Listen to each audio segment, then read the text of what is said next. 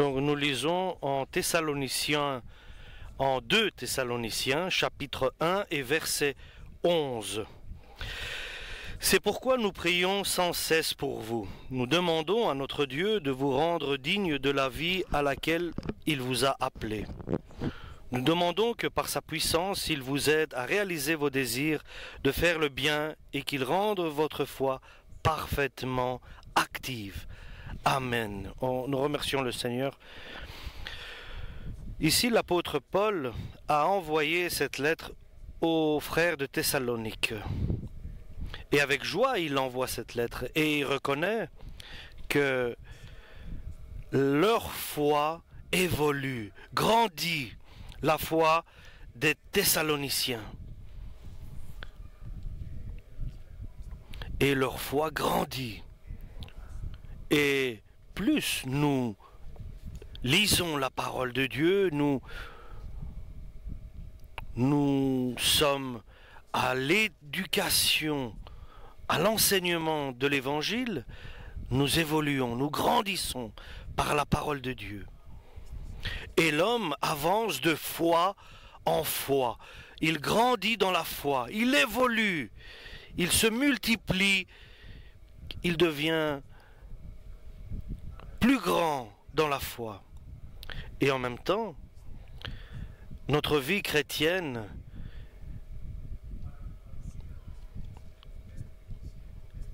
est accomplie dans l'Église. Et il faut que notre amour déborde à chacun de nous, que notre amour déborde pour l'un pour l'autre. Et c'est une caractéristique qui donne une joie à Dieu. Et notre amour est grand de la part de Dieu. Et bien sûr, nous sommes maltraités, nous sommes chassés lorsque nous sommes des chrétiens. Et donc,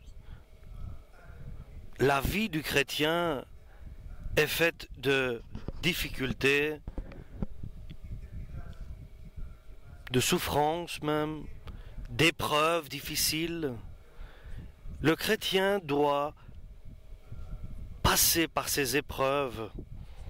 Dieu le sait, Dieu le permet pour que sa foi grandisse. C'est nécessaire de traverser ces épreuves que Dieu met sur notre parcours. Et cela apporte la joie à Dieu parce que ainsi notre foi grandit lorsque nous traversons des épreuves et nous restons fidèles à Dieu. Selon que, en plus, nous faisons des études bibliques, nous lisons la parole de Dieu, nous continuons à nous éduquer dans la parole de Dieu. Et nous savons que les problèmes ne s'arrêtent pas. Il y a des angoisses, des souffrances, des douleurs qui arrivent, qui viennent avec la foi. Mais Dieu agit, Dieu intervient et Dieu rend la souffrance à ceux qui nous font souffrir. Donc, celui qui fait souffrir, Dieu lui rendra ce qu'il a semé. Tu ne peux pas faire souffrir les autres et faire du mal et ne pas à son tour recevoir de la part de Dieu ce qui te revient.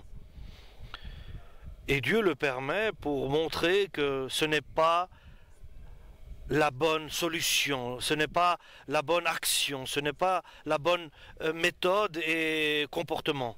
Ce n'est pas le bon comportement que quelqu'un a accompli. Et il est dit que ceux qui n'accepteront pas Dieu seront chassés et ils seront punis éternellement. Donc, ceux de Thessalonique ont ces caractéristiques qui sont bons, et l'apôtre Paul va prier pour eux, pour que les Thessaloniciens soient encore meilleurs dans leur vie avec Dieu, en Dieu, et séparés du monde. C'est la prière que l'apôtre Paul fait pour ces chrétiens de Thessalonique, dont leur foi grandit de jour en jour et leur amour déborde, et il y a un trop-plein. Donc l'apôtre Paul prie pour eux. Et nous savons que le Christ prie pour nous, car il est le médiateur, il est le Messie entre Dieu le Père et nous les humains. Et nous savons que notre désir et notre force n'est pas à la hauteur pour arriver au bien. C'est la prière de Jésus qui permet que nous puissions arriver à faire le bien. Et Dieu désire nous établir dignes de l'invitation, de l'appel à laquelle nous avons été appelés, à l'invitation dont Dieu nous a appelés. Et nous marcherons dans la piété et dans l'humilité. Et nous allons accepter les uns les autres avec amour. Et nous allons prendre soin de garder l'unité de la foi parmi nous, entre nous. Et l'unité de la foi, c'est d'avoir la même foi, la même croyance en Dieu, la même réflexion, et avoir un corps, le corps de Jésus. Nous sommes tous des pierres vivantes et formons le corps de Jésus-Christ, un esprit, l'Esprit Saint, qui nous dirige tous, qui nous guide tous, et la volonté de Dieu est révélée par le Saint-Esprit, un espoir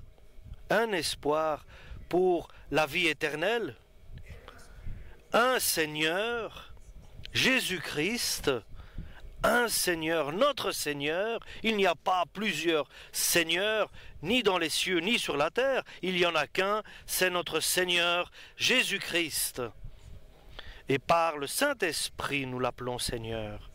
Et une foi vivante, parce qu'elle a des œuvres, et un baptême au nom du Père, du Fils et du Saint-Esprit, pour que les péchés soient pardonnés. Et un Dieu, un Père à tous, lequel règne sur tout le monde et agit sur tous et sur tout, et habite en tout le monde, et demeure en tous. Donc, la première caractéristique pour marcher dignement de l'appel de Dieu, c'est l'unité de la foi par le Saint-Esprit, d'avoir la même pensée, le même avis. Et Dieu a donné à chacun un don pour que chacun édifie, construit sa personne et aide son prochain, son frère, dans l'évolution de l'Église, dans la construction de l'Église, dans l'édifice qui grandit. Et Dieu a lié le diable et ne lui permet pas de faire ce qu'il veut avec nous.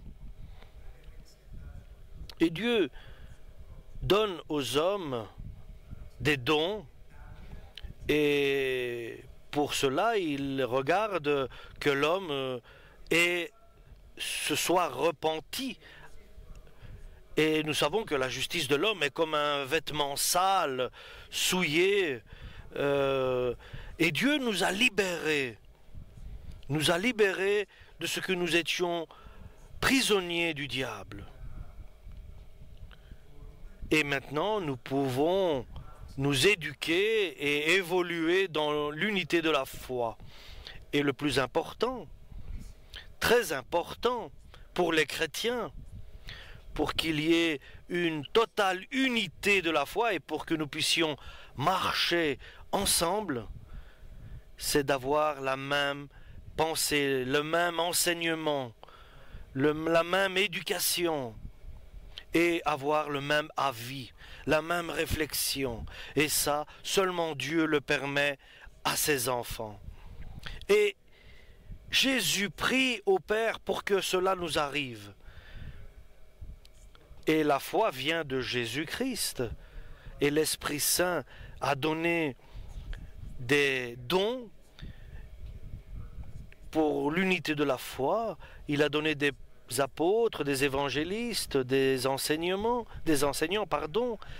pour que nous soyons parfaits pour notre éducation, pour que nous puissions être initiés et devenir chrétiens comme il faut.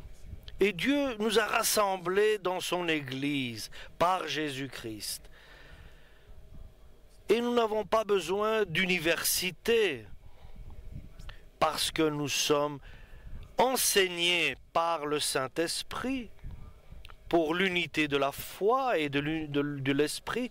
Et notre Maître, c'est Jésus-Christ. Notre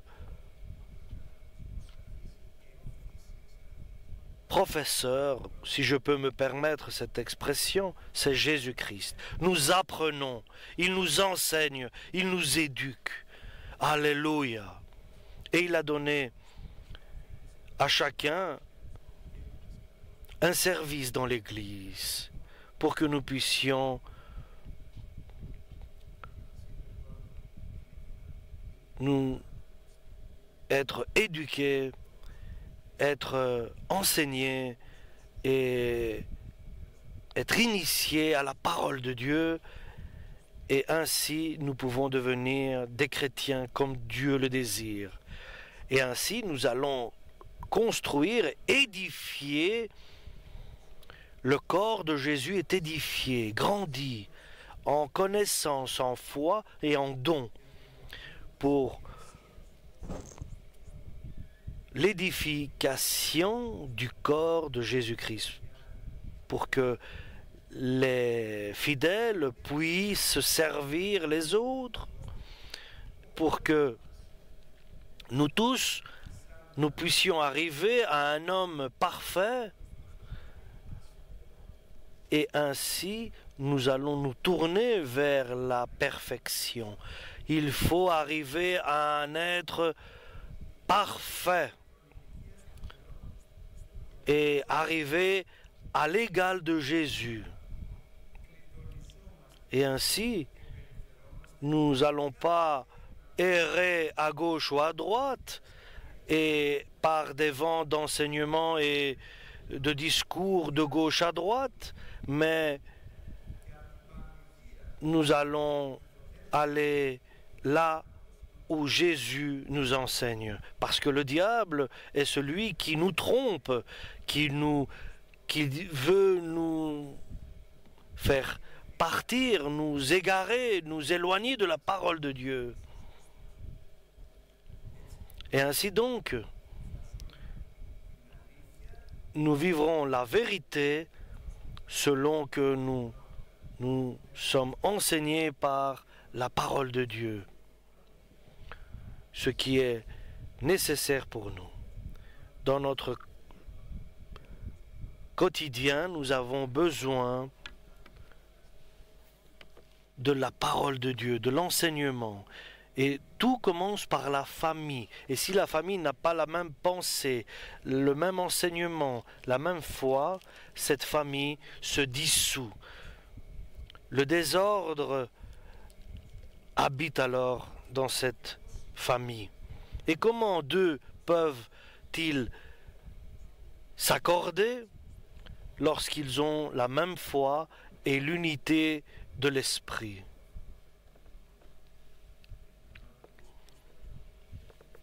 D'avoir le même avis, la même pensée, la même éducation, le même enseignement.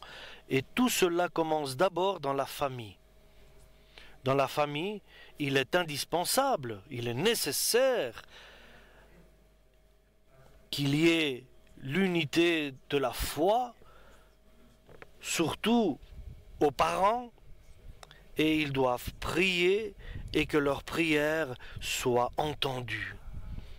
Si moi je pense autrement et ma femme autrement, nous ne pourrons pas nous accorder et décider quelque chose de commun.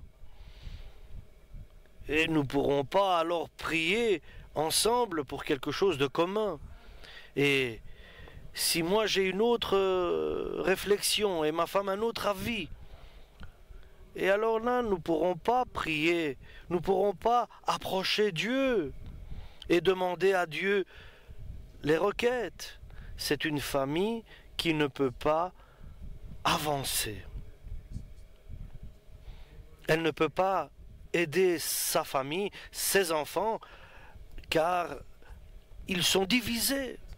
Chacun fait ce qu'il veut, chacun pense ce qu'il dit, ce qu'il pense, sa réflexion, c'est suivant son avis. Et là, c'est Babel, c'est la confusion. C'est chacun parle sa propre langue et il n'y a rien qui se édifie, il n'y a rien qui se construit. Et tout commence par la famille. Et ainsi, nous devons prendre soin d'avoir la foi commune, pensée commune, et ainsi dans l'Église aussi, et dans les œuvres que nous faisons à l'Église. Et peut-être Dieu t'a mis à un service dans l'Église. Si Dieu t'a mis parmi les anciens de l'Église, les anciens ne peuvent pas faire ce qu'ils veulent ou penser n'importe quoi, mais avoir un avis commun, et nous devons nous concerter tous, et nous devons être tous sur le même piédestal, sur la même longueur d'onde, si je peux me dire. Et parce que si nous ne sommes pas unis, alors nous n'allons pas réussir. Au début, lorsque les hommes étaient d'une voix et ils ont décidé de construire quelque chose, Dieu a dit, voilà un peuple qui est une voix et une idée, une pensée. Et ils ont commencé à avancer, ils ont commencé à construire la tour de Babel. Et ce qu'ils décident doit correspondre à la volonté de Dieu, doit être suivant la volonté de Dieu. Nous n'allons pas nous unir dans une pensée, dans une foi, dans une croyance, en cherchant la prétention. Mais si ce que nous cherchons est l'humilité et la construction et le respect, la dignité, alors Dieu permet que nous ayons tous une même pensée. Parce que nous savons que le diable essaye de mettre des obstacles. Et il est nécessaire dans l'Église qu'il y ait ces caractéristiques-là pour l'unité de la foi. Et puis à la jeunesse doit avoir l'unité de la foi et de l'esprit. Et les grands et les petits, chaque classe Et même à la cuisine, il doit avoir l'unité de la foi et de l'esprit, sinon il y aura des divisions, des conflits. À chaque œuvre chrétienne, quelle qu'elle soit, à chaque œuvre chrétienne, à chaque chrétien qui est proche d'un autre chrétien, il doit absolument avoir l'unité de l'esprit et l'unité de la foi pour avoir la force de réussir. Et la deuxième prière de l'apôtre Paul pour les Thessaloniciens est la suivante. Que Dieu nous rend dignes de son appel et qu'il rende à ce que nous attendons, qu'il répond à chaque patient, à chaque demande que nous faisons auprès de Dieu. Et l'apôtre Paul prie pour que Dieu réponde à tous ceux qui demandent. Et qu'est-ce que nous demandons? Avec quoi nous sommes dans la joie? Et nous patientons avec joie, nous attendons avec joie quelque chose. Et l'apôtre Paul prie pour que le chrétien qui attend avec joie le reçoive.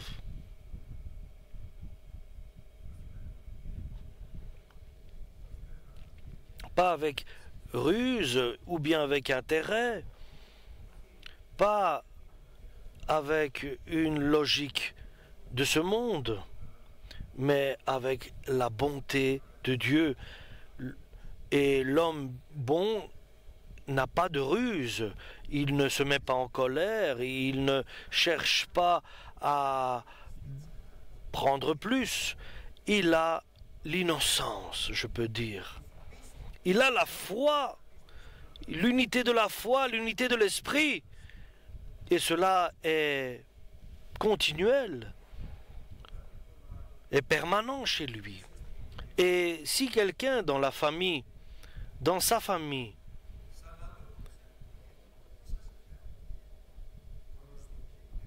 si dans une famille ils attendent quelque chose avec joie, ils attendent que cela arrive, ils prient pour que cela arrive, l'apôtre Paul et notre Seigneur Jésus-Christ prie pour nous. Jésus-Christ prie pour nous pour que cela arrive. Et ce que nous demandons avec joie et avec espérance, Dieu peut l'exaucer. Si bien sûr, cela a les caractéristiques du bon chrétien, du chrétien sincère et juste. Si tu attends avec joie, tu attends avec joie quelque chose qui n'a pas de bien, mais qui a un sentiment de ce monde, qui a par exemple l'intérêt, la ruse, qui a l'amertume, la vengeance, la rancœur ou la division,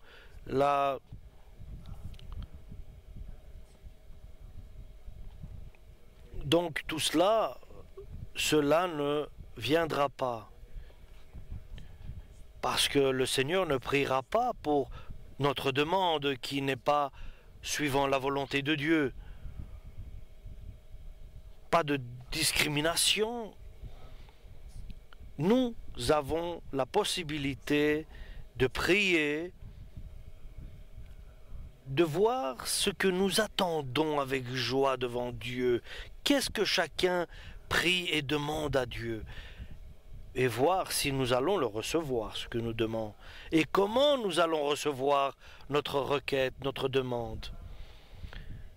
Et nous l'attendons avec joie, avec agonie, et nous sommes dans l'angoisse de le...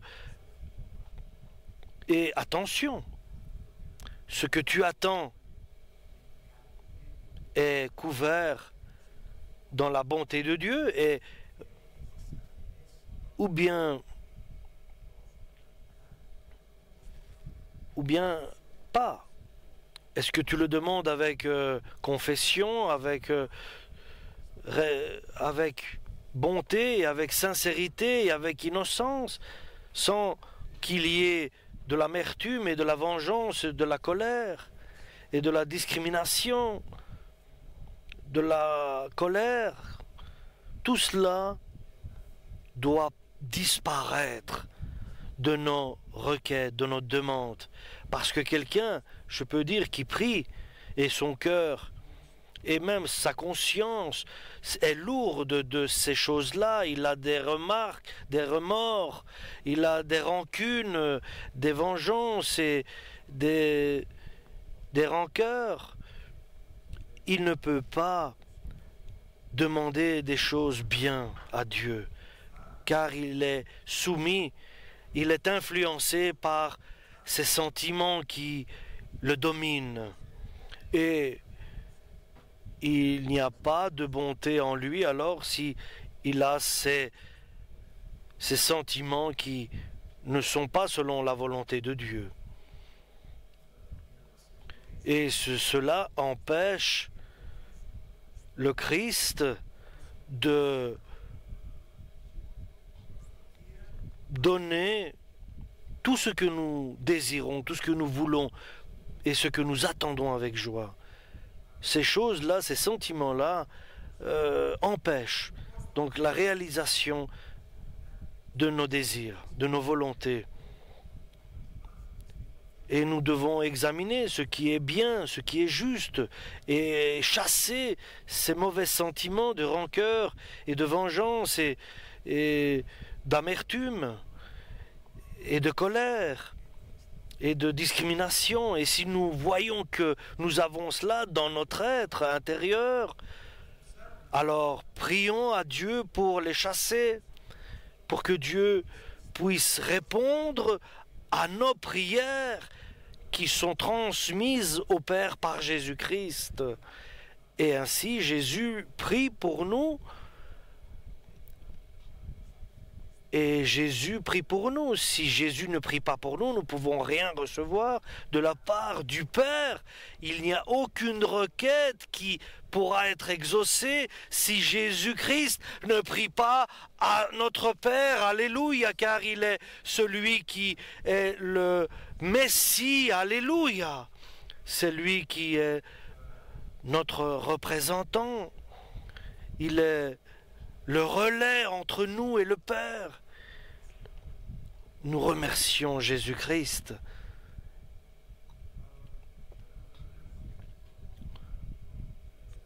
Et avec foi à la parole de toi, avec foi dans la parole de Dieu, nous devons examiner notre personne. Je veux voir en moi ce qui ne plaît pas à Dieu. Et nous allons voir, comme le temps de Vavel, construisons une ville pour nous-mêmes, disaient ces personnes-là, les gens de l'époque. Une ville qui sera que pour nous, une bénédiction seulement pour nous. Deuxièmement, nous allons faire une tour très haute, deuxième erreur donc, une tour très haute qui arrivera jusqu'au ciel. D'abord, notre joie, vous demandez et vous ne recevez pas parce que vous demandez pour votre bien-être seulement et pour votre plaisir. Lorsque Dieu donne pour que nous puissions transmettre, Dieu nous console pour que nous puissions consoler les autres. Et nous sommes éduqués pour devenir riches, pour donner. Et nous donnons de ce que nous recevons de Dieu. Si nous ne donnons pas, Dieu s'arrête.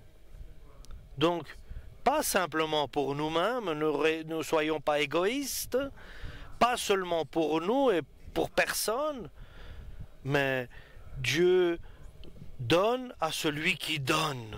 Alléluia. Et cela se fait doucement, pas pour moi, mais pour ma femme aussi. Pas pour moi et pour ma femme, mais pour mes enfants aussi, pour ma famille, pour les autres familles.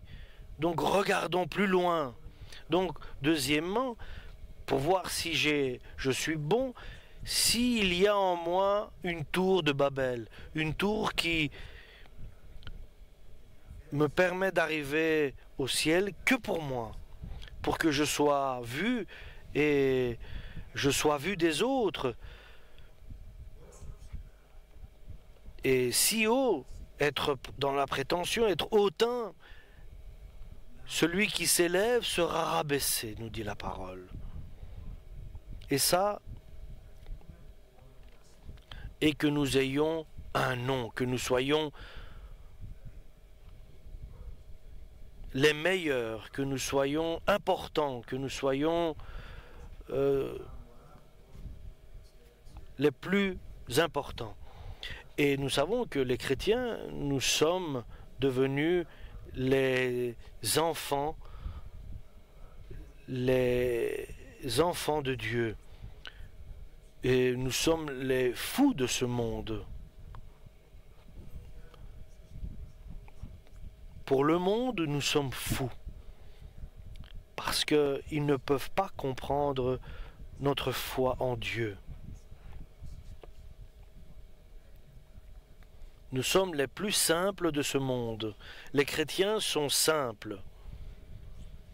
Et ça, nous savons que à cette époque-là, ils n'ont pas réussi. Les gens de l'époque qui ont voulu construire la tour de Babel, ils n'avaient pas de bonnes intentions. Ils étaient hautains, ils étaient prétentieux. Ils étaient gonflés, je peux me permettre de dire gonflés, ils s'étaient... Parce que nous savons que l'Écriture dit, celui qui s'élève sera rabaissé, celui qui se rabaisse sera élevé. Donc, ils voulaient être vus. Et ici, l'apôtre Paul prie pour les Thessaloniciens, et que Dieu réponde à toutes vos attentes. Ici, l'apôtre Paul prie pour les Thessaloniciens pour que Dieu leur donne tout ce qu'ils attendent. Et Dieu donne la foi encore plus à chacun de vous. Et non seulement d'avoir la force de la foi, mais la force du Saint-Esprit. Donc l'œuvre de la foi ne soit pas seulement quelque chose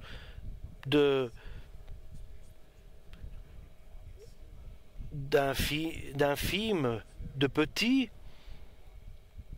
de sans importance, mais qu'elle soit importante.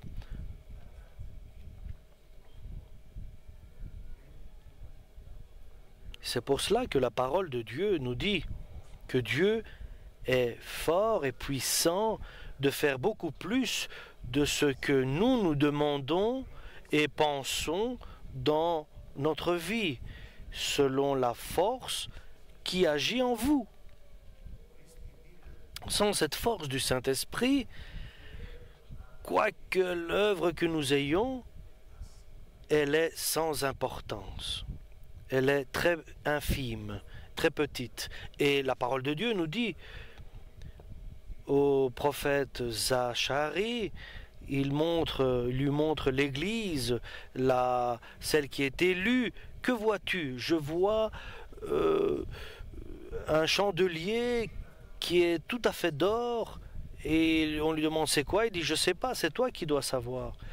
Et pas par la force ni par la puissance, mais par mon Saint-Esprit, cela se fait. Ça, c'est la différence. Il y a un chandelier en bois, en métal, en argent, en bronze, en or, mais il y a aussi un chandelier qui soit en or massif, en or taillé, et cela se fait par la force du Saint-Esprit. Que le chrétien, quoi qu'il lise la Bible, qu'il s'efforce et qu'il s'efforce et qu'il se consacre à la parole de Dieu, si il ne se remplit pas du Saint-Esprit, il ne tiendra pas. Sans la force du Saint-Esprit, aucun chrétien ne peut tenir bon. Un exemple, la parole de Dieu nous dit, ce sont les 10 vierges. Sans l'huile, le Saint-Esprit, la force du Saint-Esprit, ils sont arrivés jusqu'à la porte, mais ils ne sont pas entrés dans le royaume de Dieu. Ils sont arrivés jusqu'à la porte, mais ils ne sont pas entrés. Que Dieu nous garde de cela, que nous trouvons grâce à ses yeux. Sans la force du Saint-Esprit, nous ne pouvons rien faire. C'est pour cela il est indispensable, il est nécessaire, totalement nécessaire, de prier avec l'Esprit et avec l'Esprit Saint, de prier avec notre pensée, mais avec l'Esprit Saint. Et notre remerciement et notre adoration doit suivre toujours d'être rempli du Saint-Esprit, que le Saint-Esprit soit versé en nous en abondance. Ce n'est pas possible, celui qui est faible, celui qui est fragile, le chrétien fragile, qu'il se tienne, il ne peut pas se tenir si le Saint-Esprit n'intervient pas pour lui. Lorsque tu souffres, le Saint-Esprit, il reconnaît ce que tu traverses, ta faiblesse, il reconnaît ce que tu traverses, ce que tu as, et cela est très important. Et lorsque quelqu'un est malade, quand toi tu es malade et moi je suis bien, moi je ne peux pas te comprendre que tu es malade. Je vais prier pour que Dieu te fasse bien, te guérisse, te soigne. Mais lorsque moi je suis malade, quand moi je suis dans une faiblesse, moi quand j'ai un problème, alors qu'est-ce que je dis? Je dis, prie pour moi. D'une autre manière, alors je le dis, mon problème est le plus grand. Ma faiblesse est la plus grande, parce que cela me ronge, cela est pour moi. Et donc il est nécessaire pour moi. Donc il nous a été donné cette parole, cette promesse, que dans nos maladies, l'Esprit Saint, il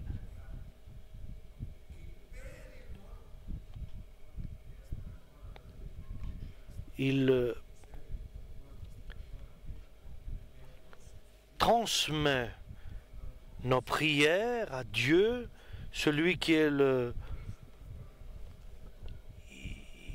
à Jésus-Christ, il transmet nos soucis pour que nous ayons un résultat immédiat, une guérison immédiate, car que nous ne savons pas comment il faut prier. Et imaginez, si nous avons l'Esprit Saint, l'Esprit de la vérité, et que nous ne l'utilisions pas. Je me souviens une fois, j'étais à Genève pour le travail et je priais. Dieu m'aidait dans mon travail. Et j'étais arrivé à un sommet dans mon travail. À la fin, là où c'était fini, ça aurait été un triomphe pour moi. Il s'est passé quelque chose. J'ai dit un mensonge. Et tout a été détruit. Je suis parti Au lieu d'être vainqueur, je suis parti honteux, et j'étais sur le chemin. Je suis arrivé à l'hôtel. Ce n'est pas seulement j'ai fait cette erreur et je suis coupable devant toi. Et j'ai besoin de me repentir et que tu me pardonnes. Pardonne-moi, Seigneur, pour ce que j'ai dit, pour ce que j'ai fait. Et le pardon ne venait pas. Je ne voyais pas en moi, je ne voyais pas être soulagé de ce mensonge, de ce qui s'était passé. Je l'avais encore sur mon cœur. Et le temps passait et Dieu ne me pardonnait pas.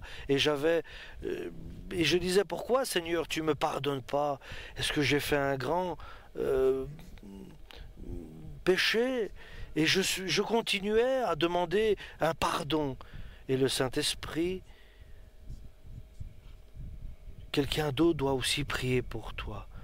Et j'ai pensé à ma femme. Je vais lui téléphoner pour qu'elle prie aussi pour moi. Mais j'ai le Saint-Esprit et je prie et je me remplis du Saint-Esprit. Je parlais en langue, je grandissais ma force en moi. Et autant grandissait ma force, venait en moi le bien-être. Et j'ai été libéré. Après, Dieu m'a encore béni encore plus. Imaginez, chers frères et sœurs, s'il n'y avait pas le Saint-Esprit.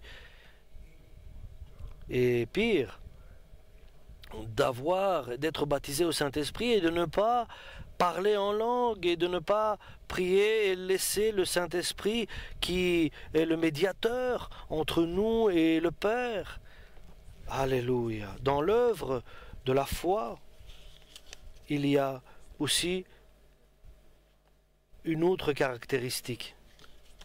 Et Dieu nous l'a donné, cette caractéristique. Il est nécessaire de l'utiliser. La parole de Dieu dit, en ayant de l'assurance dans les saints des saints du ciel, donc devant le trône de la divinité, béni soit le nom de Dieu, que nous trouvions grâce à Dieu. Là, c'est-à-dire par le rideau qui s'est déchiré, c'est-à-dire le corps de Jésus qui s'est offert en sacrifice, nous traversons par Jésus et nous arrivons vers le trône de Dieu. Et ainsi, l'œuvre de notre foi va agir avec force, ce que Dieu désire. Et pourquoi Dieu le demande? Et il explique, pour que soit glorifié le nom de notre Seigneur Jésus-Christ en nous, dans notre vie, dans notre œuvre. Donc, quel est le recherché? Et pourquoi l'apôtre Paul prie?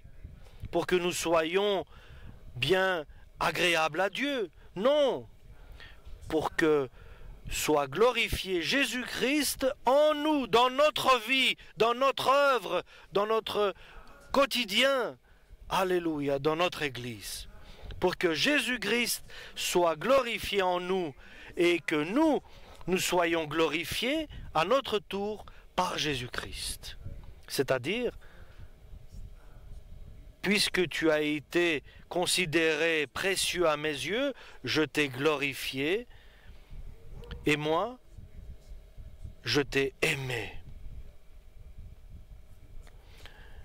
Et ça, c'est une prière de l'apôtre Paul envers les Thessaloniciens qui apporte l'homme à la perfection.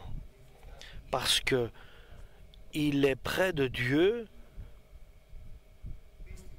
par sa foi qui grandit, par son amour qui déborde, et qu'il soit chassé et par différentes personnes et qu'il bénéficie, qu'il reçoive le salaire de sa souffrance par la prière de Jésus. Et ceux qui le font souffrir, Dieu les fera souffrir. Ça, c'est un autre thème. Mais lui, qu'est-ce qu'il bénéficie? Celui qui a la foi, le fidèle, l'enfant de Dieu, qu'est-ce qu'il perçoit? Il perçoit le chemin vers la perfection. Nous devons montrer que nous sommes dignes de l'appel, de l'invitation de Dieu. Et qu'il fasse tout par le Saint-Esprit.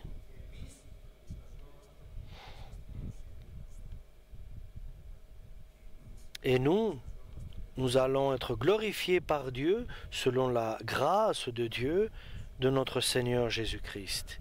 Par la grâce de Jésus-Christ, trouvons grâce à ses yeux, demandons grâce à ses yeux. Grâce, nous te demandons, Seigneur, de nous pardonner, de prier pour que Jésus soit glorifié dans notre vie et que nous soyons glorifiés en Jésus-Christ. Que Dieu nous aide dans cette démarche. Donc, lisons la parole de Dieu. Cherchons dans la parole de Dieu ce que nous voulons. Faisons une étude biblique. Maintenant, nous avons deux chemins. Nous devons oublier ou accomplir. Le facile est d'oublier. Nous partons, il y a les soucis de la vie, les problèmes, les discussions et les joies, les réussites dans ce monde, dans le domaine du travail, de la vie. Et l'homme devient quelqu'un qui écoute et qui oublie et qui ne met pas en pratique. Mais nous remercions Dieu. Nous remercions Dieu. Il nous dit, il nous éduque, il nous enseigne. Lorsque nous partons d'ici, nous devons être certains de ne pas oublier ce que l'Esprit nous a parlé. Et à des moments bien critiques, nous avons besoin de nous souvenir. Nous sommes dans l'expérience, nous sommes éduqués dans la parole de Dieu et nous avons une expérience et nous sommes capables de faire la différence entre ce qui est bien et ce qui n'est pas bien, ce qui est juste et ce qui est injuste. Et demander à Dieu chaque fois ce que nous devons faire. Nous savons ce que nous devons faire, nous savons ce qui est juste et nous allons quand même demander à Dieu.